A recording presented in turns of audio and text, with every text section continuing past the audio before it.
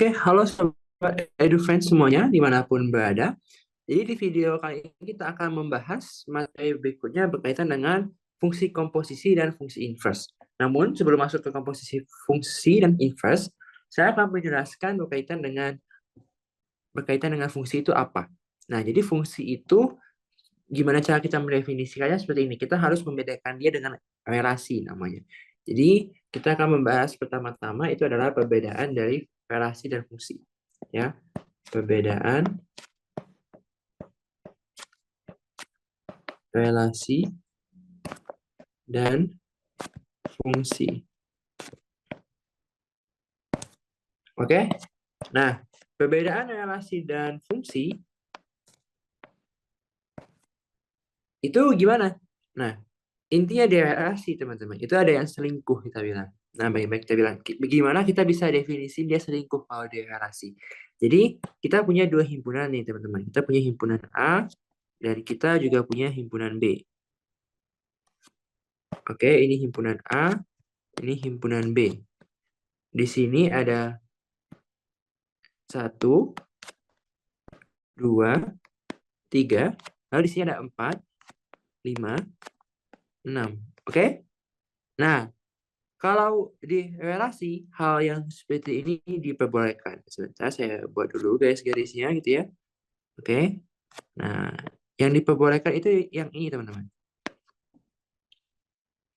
Nah, yang ini yang diperbolehkan. Di fungsi ini nggak dibolehkan. Kenapa? Karena yang ini itu istilahnya kita ada satu input, tapi hasilnya dua output, teman-teman. Nah, ini nggak boleh. Ya, dalam fungsi ini nggak boleh. Ya, jadi ketika kita punya suatu relasi yang memetakan A ke B, nah himpunan A itu kita sebut dia sebagai domain. Oke, sebagai domain. Nah, lalu B itu sebagai range. Ya, B itu sebagai range. Jadi domain itu adalah daerah asal, range itu adalah daerah hasil. Oke. Nah, jadi di sini kalau fungsi intinya harus satu input dan satu output. Begitu ya. Jadi kalau di fungsi itu misalnya gini teman-teman, misalnya kalau misalkan saya putus ini ya, nah terus setiganya saya hubungkan ke 5 gitu. Nah, ini boleh. Ya, ini boleh. Mengapa ini boleh? Karena tetap aja tidak melarang satu input dua output. Dia tetap satu input, satu output, satu input, satu output meskipun ada yang sama. Nah, ini nggak apa-apa. Dia tetap fungsi. Yang jelas yang nggak boleh itu ketika dia bercabang seperti ini teman-teman. Nah, kalau cabang gini, nah itu dia nggak boleh. Oke? Nah, intinya kalau cabang seperti ini, dia tidak diperbolehkan gitu ya. Nih, kalau cabang seperti ini nggak boleh. Oke? Nah, lalu gimana sih cara menuliskan fungsi? Nah, terus fungsi itu seperti teman-teman contohnya. Misalkan saya punya fungsi F gitu ya. Nah, X ini sebagai domain. Nah, mau dipetakan gimana? Misalnya X kuadrat tambah 2X kurang 3 misalnya. Oke? Jadi ketika F-nya 1, maka masukkan aja 1 kuadrat tambah 2 kurang 3, maka ini jadi 0 gitu ya. Kemudian yang ini misalnya F dari 2, maka akan jadi 4 tambah 4 kurang 3. Jadinya 5 ya. Begitu. Oke? Nah, jadi itu kunci dari fungsi. Nah, sekarang saya akan jelaskan beberapa contoh fungsi yang mungkin penting untuk diketahui. Nah, jadi ada yang kita kategorikan sebagai fungsi surjektif, fungsi injektif, dan juga fungsi ejektif. Oke? Nah, jadi di fungsi surjektif, itu apa yang terjadi? Nah, di fungsi surjektif atau yang juga dikenal sebagai fungsi pada, yang terjadi adalah seperti ini teman-teman. Jadi kita misalkan punya lingkaran seperti ini, sama seperti ini gitu ya. Nah, sama ini ada A ke B. Nah, misalkan ini ada 1, 2, 3. Oke. Kemudian di sini ada 4, 5, 6, 7. Oke. Nah, misalkan seperti ini gitu ya. Sebentar, ada yang salah. Harusnya ini lebih banyak. Oke, hapus dulu nih 1, 2, 3, 4 gitu ya. 1, 2, 3, 4. Nah, di sini misalkan di sini harus ganti jadi 5, 6, 7. Oke, 5, 6, 7. Nah, jadi di sini kita haruslah misal nih dari 1 ke 7, dari 2 ke 5, dari 3 ke 6, kemudian dari 4 ke 7. Nah, fungsi subjektif itu mau bilang apa? Fungsi subjektif mau bilang bahwa himpunan B ya atau si outputnya itu punya pasangan semua. Oke, berpasangan semua. Karena ada tuh fungsi yang nggak berpasangan semua. Yang kita katakan dia sebagai fungsi injektif. Oke, fungsi injektif atau fungsi satu-satu. Fungsi satu-satu. Oke? Nah, di fungsi satu-satu itu kita misalkan ya, saya ambil ini aja lah. Kita samain gitu ya. Sebentar, kita samain ini misalkan. Oke? Saya copy gitu ya. Saya paste di sini. Oke? Nah, jadi misalkan saya ganti sekarang komponennya jadi seperti ini, teman-teman. Oke? Jadi ini 4-nya saya hapus. Kemudian ini saya bongkar. Ininya saya tambahin 8 di sini. Oke? Nah, bisa aja dia begini.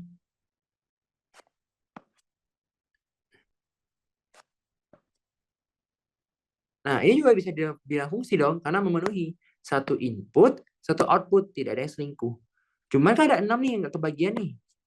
Nah, si nggak kebagian ini, kita namakan dia sebagai fungsi injektif. Jadi di fungsi injektif mau bilang bahwa himpunan A semuanya berpasangan. Semuanya berpasangan, tapi masih ada yang kosong. Masih ada yang nggak ada slot gitu. Masih ada yang si 6 ini kan masih ada, harusnya kan terisi, cuman dia nggak. Nah, ini namanya fungsi injektif namanya. Oke? Nah, sama ada lagi satu gabungan dari fungsi subjektif dan gabungan dari fungsi injektif yang kita namakan sebagai fungsi bijektif. Oke? Nah, jadi apa nih fungsi bijektif itu? Nah, fungsi bijektif.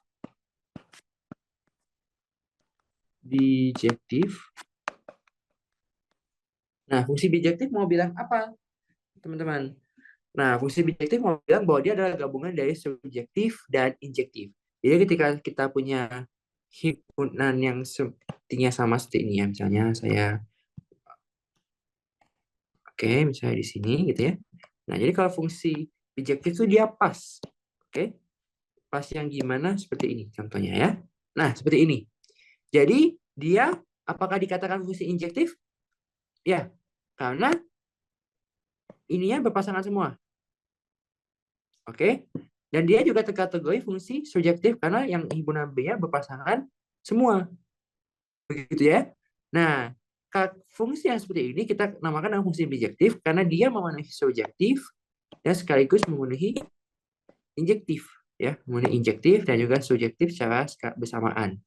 Nah, itu namanya fungsi bijektif. Nah, itu adalah jenis-jenis fungsi yang mungkin sering ditanyakan di ujian, begitu ya. Nah, lalu setelah membahas jenis-jenis fungsi, saya ingin membahas berkaitan dengan namanya domain fungsi. Domain fungsi tetapi ada hitungannya sedikit lah. Oke? Nah, jadi domain fungsi itu apa? Definisi dari domain. Definisi dari domain itu adalah membuat suatu fungsi terdefinisi. Oke? Membuat fungsi terdefinisi. Oke? Membuat fungsi terdefinisi. Contohnya teman-teman, yang pertama saya punya fungsi f, x ini adalah akar dari x minus 1. Nah, mungkin di materi-materi sebelumnya saya sudah pernah jelaskan bahwa di dalam akar itu tidak boleh negatif. Ya, dia harus lebih besar sama dengan 0. Ya, karena kita tidak belajar angka min 1 itu berapa, nggak ada. Oke? Kita nggak belajar sampai situ lebih tepatnya. Nah, jadi si X min 1 ini haruslah lebih besar sama dengan 0 agar membuat si fungsi ini terdefinisi. Itu kan definisi domain tuh. Nah, jadi di sini saya tuliskan jawabannya berarti si X minus 1 itu harus lebih besar sama dengan 0. Jadi X lebih besar sama dengan 1. Nah, ini adalah domainnya. Oke? Itu jadi pertama kita terlibat dengan fungsi akar. Jadi kalau ada akar, pastikan di dalamnya itu lebih besar sama dengan 0 ya. Itu kuncinya ya, tipsnya gitu.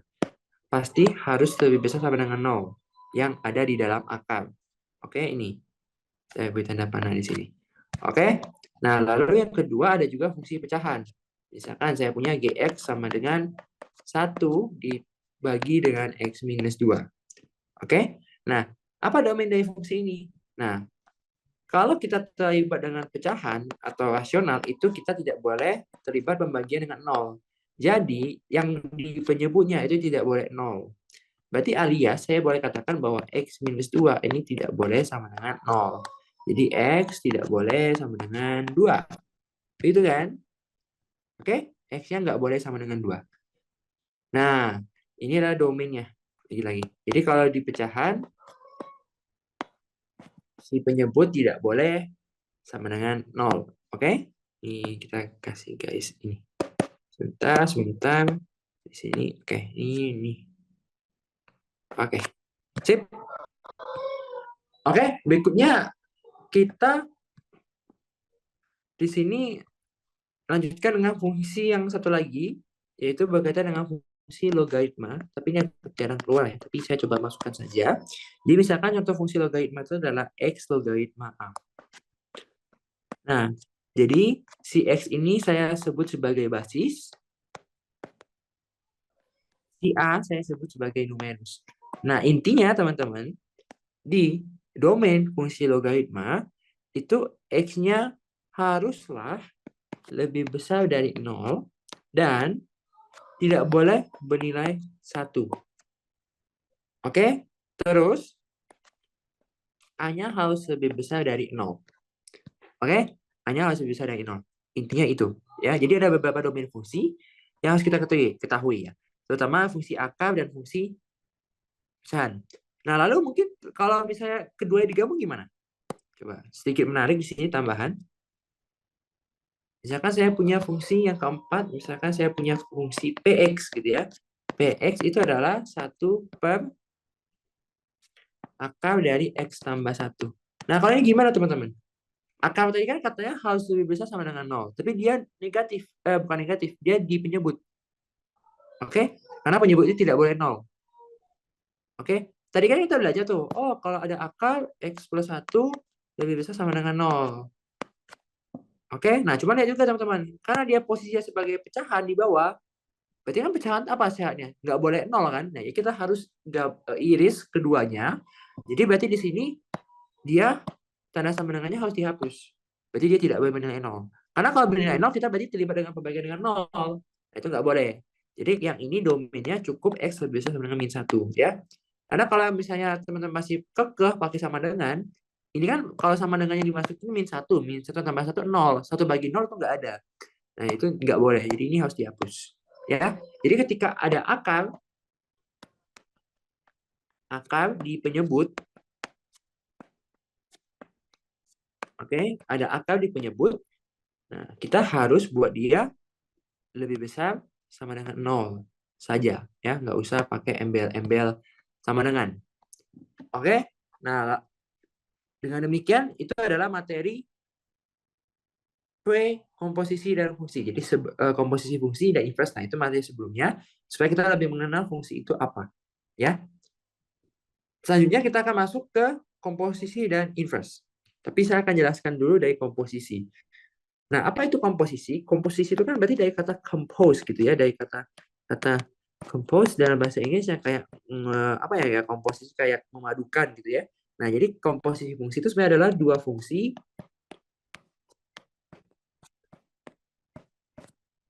atau lebih. Ya, gabungan dua fungsi atau lebih yang tanda kutipnya kalau saya bilang tuh kerjasama. kerjasama gimana? Misalkan kita mau buat fungsi membuat video. Kalau membuat video itu kan teman-teman butuh apa? Pertama butuh take, ya butuh take. Kemudian terus butuh edit, terus butuh di apa? Butuh diekspor, begitu kan? Nah itu kan memang ada 3 tahap tuh. Jadi tahap pertama, tahap kedua, tahap ketiga ini kan saling kerja sama. Artinya kalau misalnya tahap take belum bisa, tahap take video belum dilakukan, nah nggak bisa edit video dong. Nah, makanya tuh saling bersinggungan. Nah, komposisi fungsi itu dituliskan dalam seperti itu, teman-teman. Jadi, F bundaran G. X. Ya. Ini adalah F dari GX. Jadi, di F bundaran G, itu pertama-tama fungsinya dikerjakan dulu di fungsi G. Pertama, itu kerjakan dulu di fungsi G. Nah, baru yang kedua, fungsi G setelah selesai dia masuk ke fungsi F. Nah, maka di sini yang kedua itu adalah fungsi F. Begitu. Oke? Nah, jadi di sini kita definisikan komposisi sebagai itu ya, dua fungsi yang saling kerjasama. Oke? Nah, sekarang saya ajak untuk mencoba ke contoh soal yang paling sederhananya dulu. Misalnya ini contoh pertama. Ya, misalkan saya punya fx itu adalah 3x tambah 2 dan gx ini adalah 2x minus 1. Oke? Nah, kita diminta yang pertama mencari f bundaran g dari x ya.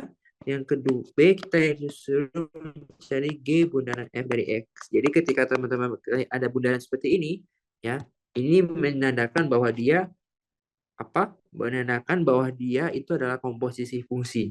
Oke? Nah, sekarang kita coba kerjakan soal ya. Dari yang A dulu. Nah, kita tahu tadi bahwa f bundaran G dari X itu adalah F dari GX. Oke? F dari GX. Nah, ganti GX-nya. Karena kita tahu GX-nya adalah 2X minus 1. Nah, F-nya adalah 2X minus 1. Nah, mungkin setelah ini teman-teman bingung ini mau diapain. Nah, brainstorming-nya seperti ini, teman-teman. Brainstorming-nya misalnya nih, saya punya F fungsi H lah ya, fungsi HX. Misalnya adalah 2X. Nah, kalau X-nya saya ganti dengan A, maka dia akan menjadi 2A. Kalau saya ganti H-nya dengan kotak, akan jadi 2 kotak. Kalau saya ganti kotak ini jadi edu, gitu ya, edu kelas, edu, jadi 2 edu. Nah, ini sama halnya kalau saya punya F2X minus 1. Berarti saya ganti si X dengan 2X minus 1. Oke? Nah, jadi di sini berarti 3 dikali 2X minus 1 ditambah dengan 2. Maka di sini akan menjadi 6X dikurangi 3 ditambah 2. Maka di sini akan menjadi 6X minus 1. Oke? Begitu. Ya. Nah, selanjutnya kita coba yang B, G bundaran F. Sama saja sebenarnya. Ya, G bundaran F dari X. Jadi akan menjadi G dari Fx. Oke? F-nya adalah X plus 2. Berarti ini adalah G dari 3X tambah 2 gitu ya. Nah, berarti si X yang ada di GX kita ganti dengan 3X plus 2. Berarti di sini akan menjadi 2 kali 3X tambah 2 dikurangi 1. Maka akan menjadi 6X tambah 3. Oke, begitu ya. 6X tambah 3. Jadi brainstorming-nya atau kuncinya untuk mengerjakan fungsi komposisi adalah ini. Jadi HX sama dengan 2X, HA sama dengan 2A, H kotak sama dengan 2 kotak. Jadi setiap ada apa aja yang ada di kolom ini kita ganti ya ke X-nya. Ya, begitu. Nah, sekarang saya akan coba kasih contoh soal yang tipenya lain. Ya, misalkan saya punya contoh yang kedua.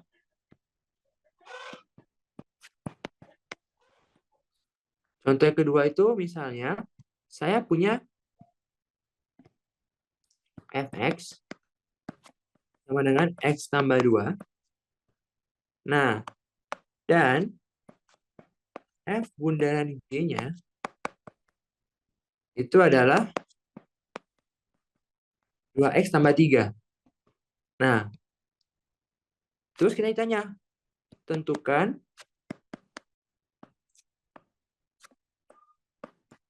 GX. Nah, GX-nya berapa? Gitu ya, teman-teman ya.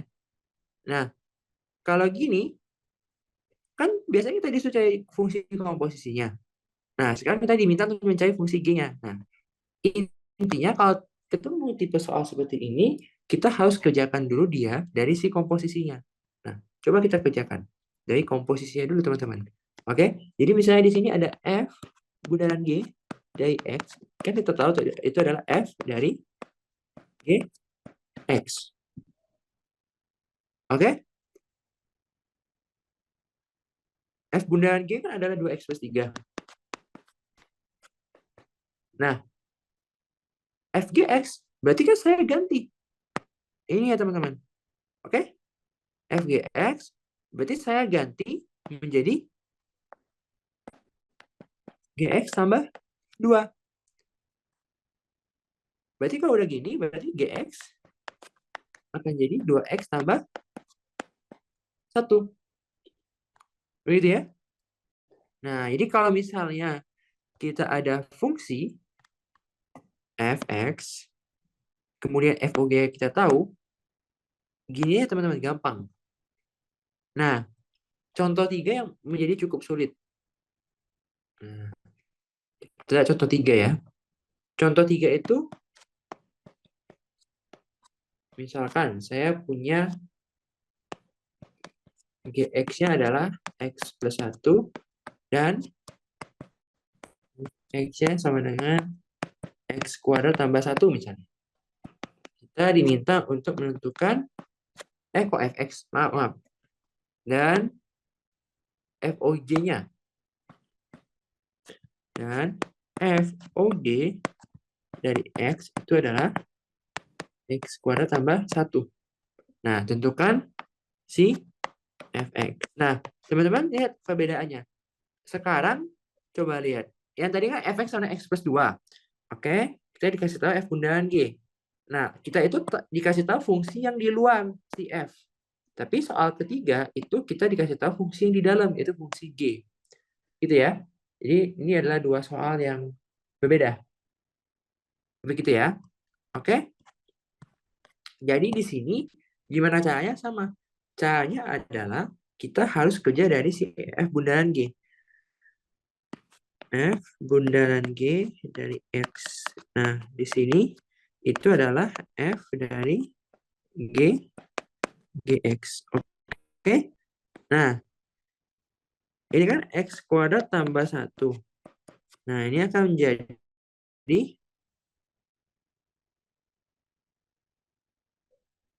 FGX. Nah, berarti kan kita cuma tahunya ini adalah F dari X tambah 1. Oke? Sampai sini kita stuck dong. Benar nggak? Kita bingung mau ngapain. Nah, brainstormingnya atau caranya untuk mengerjakan soal ini adalah kita misalkan X plus 1 itu ke variabel lain. Misalkan, misalkan A. Jadi kita misalkan X plus 1 itu sebagai A. Nah, kalau misalnya A itu X plus 1, maka si X adalah A minus 1. Nah, dua persamaan ini kita bisa pakai untuk mengerjakan soal ini. Jadi, X kuadrat plus 1 itu sah-sah saja kalau X-nya saya ganti dengan A min 1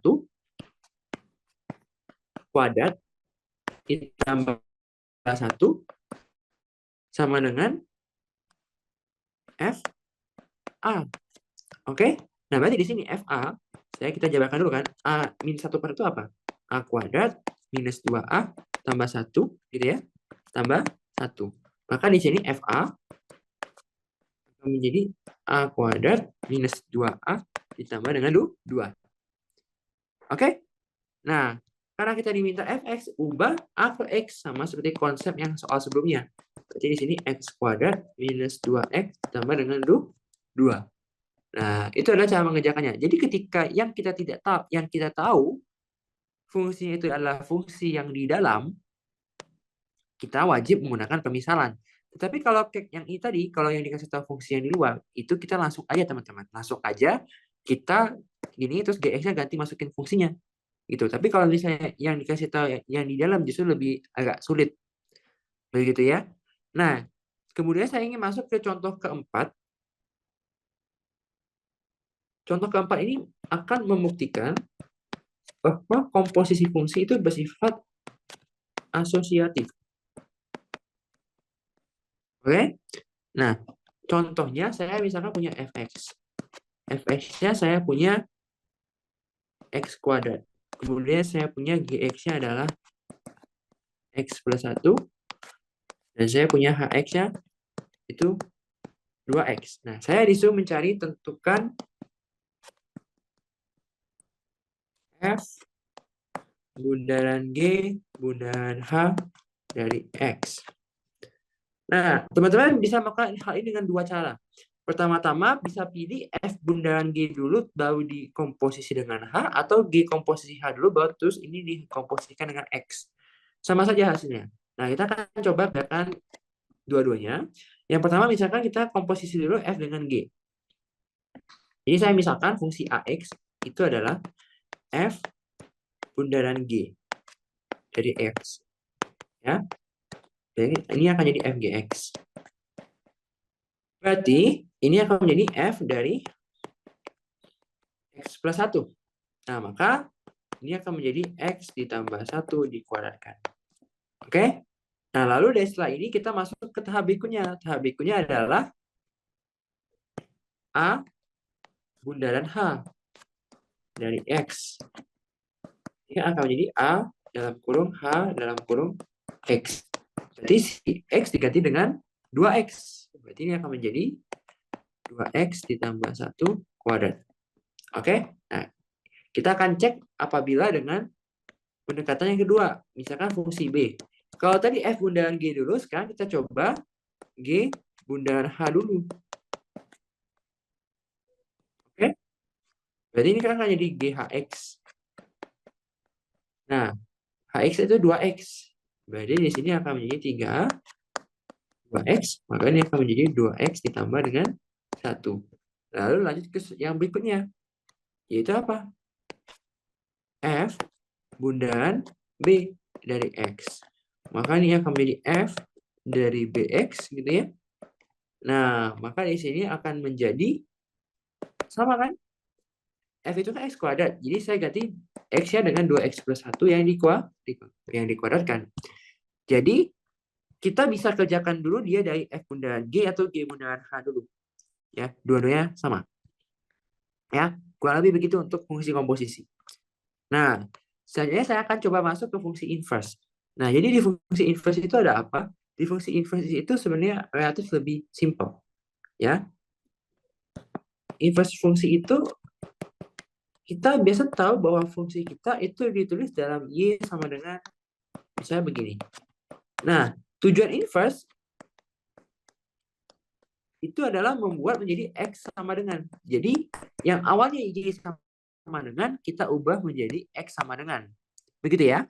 Nah, jadi di sini kita akan coba lakukan yang pertama. Oke? Yang pertama gimana tuh? Contoh pertama ya. Untuk fungsi inverse. Y sama dengan X tambah 1. Tentukan inverse-nya. Oke? Jangan Y deh. Fx. Fx sama dengan X plus 1. Tentukan inverse-nya. Nah, inverse itu sebagai F pangkat min 1 dari X. Nah, ini adalah notasi yang menyatakan inverse. Oke? Nah, gimana step by step untuk mengerjakan soal inverse? Pertama-tama, pastikan teman-teman ubah dalam bentuk Y. Y sama dengan. Oke? Nah, jadi kita ubah dulu dia dalam Y sama dengan X tambah 1. Kemudian, kita ganti jadi X sama dengan. Berarti di sini akan jadi X sama dengan Y min 1. Kalau sudah seperti ini, langsung aja teman-teman kasih F inverse X sama dengan X min 1. Jadi Y-nya diganti dengan X. Udah, beres. Oke, mungkin terlalu gampang. Oh, ya kan? Contoh yang kedua.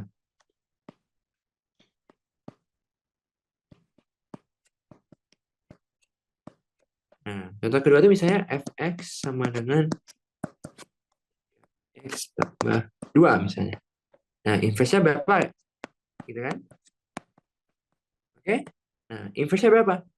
Nah, inverse-nya itu adalah, coba kita cari dia. Buat dalam Y. 3x tambah 2. Oke? Berarti di sini 3x akan sama dengan Y minus 2. X sama dengan Y minus 2 per 3. Nah, berarti di sini F inverse X sama dengan X minus 2 dibagi 3. Oke? Nah, berarti di sini kita udah tahu nih polanya gimana. Oke? Nah, tetapi yang lebih penting sebenarnya dari fungsi inverse itu adalah sifat ini, teman-teman. Ya. Jadi saya coba tuliskan di sini. Sebentar.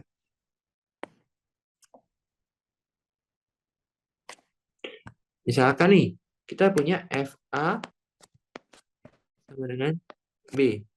Nah, maka F inverse dari B itu sama dengan A. Oke? Agak menarik sebenarnya. Jadi sebenarnya definisi fungsi inverse yang sebenarnya itu misalnya baik lagi ke himpunan awal. Misalnya saya punya himpunan gini. Oke? Nah, misalkan dari 2 ke 4, ini adalah fungsi F. Tapi sebaliknya, itu adalah fungsi F inverse.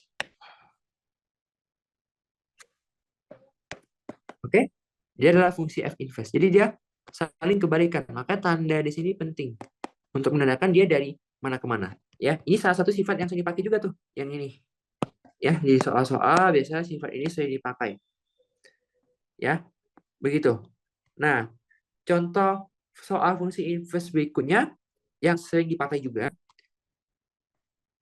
itu adalah yang pecahan.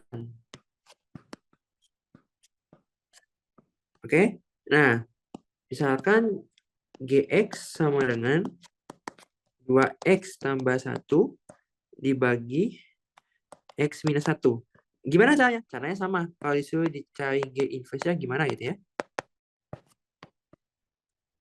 Nah, caranya sama. Misalkan Y sama dengan 2x tambah 1 per X minus 1.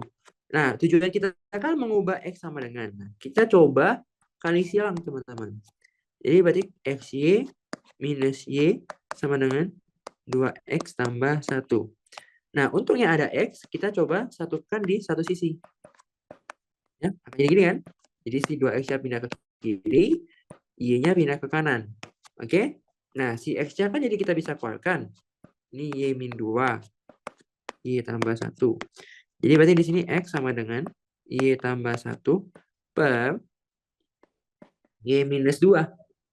Maka di sini G inverse dari X itu adalah X tambah 1 per X minus 2. Nah, sebenarnya ada rumus cepatnya, teman-teman. Cuman kalau saya pribadi tidak suka rumus cepat gitu ya. Saya lebih suka menurunkan seperti ini. Lebih lebih nyaman gitu, lebih enak. Ada cepatnya cuman menurut saya kurang oke. Dan teman-teman juga bisa menurunkan rumus sendiri sih, teman-teman. Misalnya nih, saya punya fx sama dengan ax plus b. Nah, kalau disuruh cari fungsi f inverse gimana? Ya gampang aja. Pertama kan y sama dengan ax plus b. Oke? Buat x-nya sendiri. Berarti ax sama dengan y minus b. Maka x sama dengan y minus b per a. Oke? Nah, berarti di sini f inverse dari x adalah x minus b per A. Ya, sederhana kok. Begitu. Jadi kayak nggak terlalu yang pusing gimana-gimana banget. Jadi kita bisa menurunkan rumus sendiri untuk inverse. Nah, yang menjadi tantangan selanjutnya adalah untuk kita gimana kalau misalnya komposisi digabung dengan inverse. Contoh, ya. Contohnya, misalkan fx sama dengan 2x tambah 1. Dan Gx sama dengan mungkin 1/x misalnya. Oke? Tentukan G dan F inverse. Nah, pasti teman-teman akan menyarankan, oh kita komposisi dulu baru inverse. Oke? Nah, itu adalah langkah yang tepat, cuman nanti ada sifat juga yang bisa membantu kita menyelesaikan soal ini. Nah, berarti kan kita di sini kita tentuin dulu tuh G bundaran F dari X. Berarti kan di sini akan menjadi G F X. Nah, G F X berarti di sini akan menjadi G dari 2X ditambah dengan 1. Oke? Nah, G 2X per 1 berarti itu adalah 1 per 2X tambah 1. Oke? Nah, sekarang coba kita lakukan inverse. Benar nggak? Jadi, Y sama dengan 1 per 2X tambah 1. Nah, berarti kan kalau kayak gini kan, coba kita kali silang aja kan. 2XY ditambah dengan Y, ini sama dengan 1. Nah, berarti kan kita mau buat X sama dengan. Berarti 2XY sama dengan 1 minus Y, gitu kan. Maka di sini 2X akan menjadi 1 minus Y per Y. Oke? Jadi di sini X sama dengan 1 minus Y per 2Y. Oke? Berarti kita udah dapat kesimpulan nih. Bahwa GOF inverse itu adalah 1 minus X per 2X. Ya, jadi paling otak atiknya di situ teman-teman. Nah, misalnya teman-teman disuruh cari nih. Yang A, misalkan tentukan dari GOF inverse dari 2 misalnya. Oke? Masukinnya 1 minus 2 per 2 kali 2. Berarti kan jadinya minus 1 per 4. Begitu. Jadi paling variasi soalnya selalu begitu teman-teman. Komposisi digabung inverse, komposisi digabung inverse. Nah, cuman di sini ada satu rumus tambahan. Kalau GOF inverse itu juga bisa kita cari ya dengan mengkomposisikan F inverse dengan G inverse. Jadi soal tadi kita juga bisa selesaikan dengan metode ini.